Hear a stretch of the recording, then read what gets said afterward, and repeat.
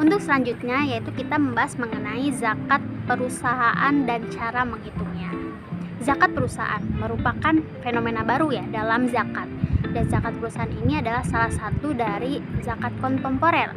Zakat fikih baru ya, klasik baru-baru ini diadakan bahwasanya zakat perusahaan itu wajib untuk dikeluarkan gitu.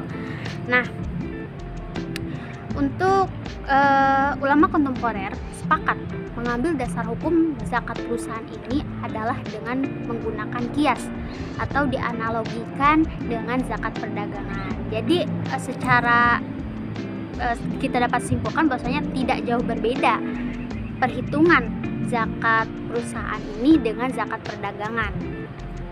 Namun dalam masalah nisab dan tarif zakat, zakat perusahaan ini berbeda ya dengan perdagangan. Karena dalam zakat perusahaan ini ada beberapa pendapat ulama tentang tarif zakat dari zakat perusahaan. Pendapat pertama, ada yang mengatakan bahwasanya jika perusahaannya itu adalah perusahaan trading, maka tarif zakat itu 2,5% dari saham dan dividennya. Nah, tetapi jika perusahaan itu adalah perusahaan produksi, maka hanya 2,5% dari dividennya saja. Nah, itu pendapat pertama. Kemudian pendapat yang kedua mengatakan bahwasanya tarif zakat itu 2,5% dari saham dan dividennya, baik itu perusahaan trading ataupun perusahaan produksi. Nah, sedangkan pendapat ketiga mengatakan bahwasanya jika perusahaan trading itu 2,5% dari saham dan dividennya, namun jika perusahaan itu ada perusahaan produksi atau jasa, maka hanya 10% dari dividennya saja. Itu sama dengan zakat pertanian.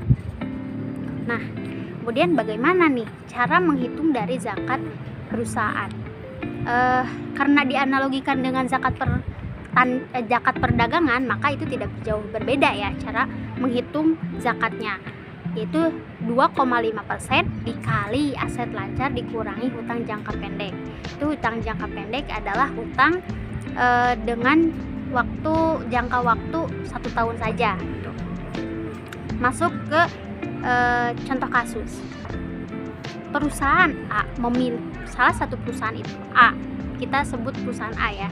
Perusahaan A memiliki aset sebesar 2 miliar dan juga memiliki hutang jangka pendek sebesar 500 juta.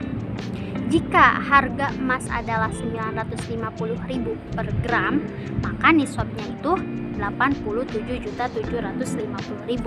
Nah, berapa zakat dari zakat perusahaan ini yang harus dikeluarkan berapa?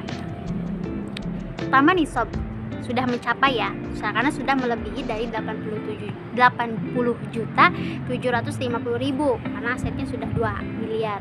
Nah, baru kita hitung, masukkan ke dalam rumus 2,5% dikali dengan aset, yaitu 2 miliar dikurangi hutang jangka pendek, yaitu 500 juta. Maka hasilnya ada 37.500.000. Jadi zakat yang harus dikeluarkan oleh perusahaan tersebut yaitu sebesar 37.500.000.